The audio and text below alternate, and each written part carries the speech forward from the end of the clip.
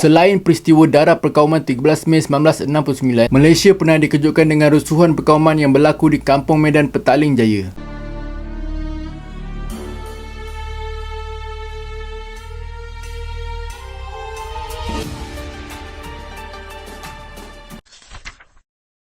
Okey guys, sebelum kita mulakan story peristiwa berdarah ni, ingin saya tekankan bahawa ini adalah kisah yang kita boleh ambil iktibar dan pengajaran untuk sekarang dan masa akan datang. Kerana kita di Malaysia hidup pelbagai bangsa dan harus saling hormat menghormati untuk hidup dengan harmoni dan aman damai.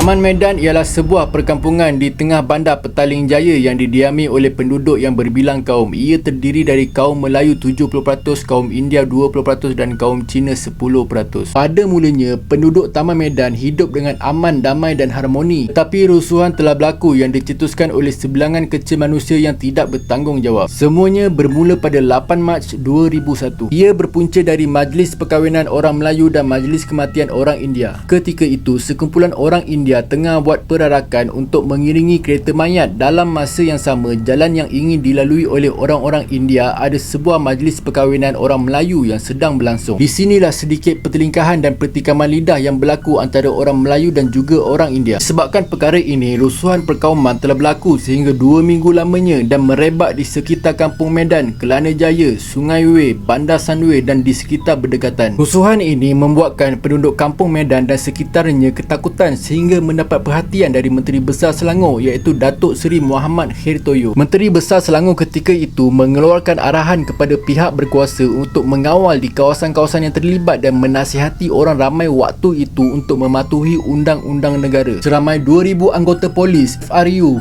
rela dan pasukan khas ditugaskan untuk mengawal keselamatan penduduk tempatan yang ingin pergi ke kerja, pulang kerja, pergi hantar anak ke sekolah dan lain-lain hal yang berkaitan. Bukan sahaja kereta atau truk polis yang ada ketika itu, bahkan 2 buah helikopter berlega-lega di udara untuk mengawal dan menjaga keselamatan penduduk tempatan. Kerana ketika itu gangster-gangster Melayu dan juga India berkeliaran dan bertindak agresif untuk mencederakan orang awam. Keharmonian kaum pun agak terjejas ketika itu kerana mereka saling tidak percayakan antara satu sama lain. Dikatakan penduduk tempatan dapati gangster-gangster yang menyerang orang awam ini adalah orang luar kerana ketika wawancara bersama penduduk dan mangsa, mereka berkata pengganas-pengganas bukanlah penduduk dari Kampung Medan. Mangsa-mangsa yang ditemu bual berkata bahawa mereka diserang ketika dalam perjalanan ke tempat kerja atau pulang dari tempat kerja. Ada juga yang diserang ketika hendak keluar ke kedai membeli barang. Pengganas dikatakan menaiki motosikal ataupun kereta dan membawa senjata bersama mereka. Peristiwa hitam ini berakhir dengan tangkapan seramai 158 orang atas kesalahan rusuhan, memiliki senjata, menyerang orang awam dan mendatangkan kecederaan. Bagi orang yang tercedera pula seramai 28 orang dan yang sedihnya turut meragut 6 nyawa ketika peristiwa hitam ini berlaku. So guys, macam saya cakapkan, kita ambil peristiwa ini sebagai pengajaran untuk kita di masa hadapan. Kerana kita hidup di Malaysia ini pelbagai kaum dan juga bangsa, dan kita akan hidup aman dan damai jika semua bangsa bersatu. Ok guys, terima kasih dari saya. Jangan lupa like, komen dan subscribe supaya saya lebih bersemangat untuk share konten yang bermanfaat. Dan akhir sekali, maafkan saya jika saya ada tersalah kata. Assalamualaikum.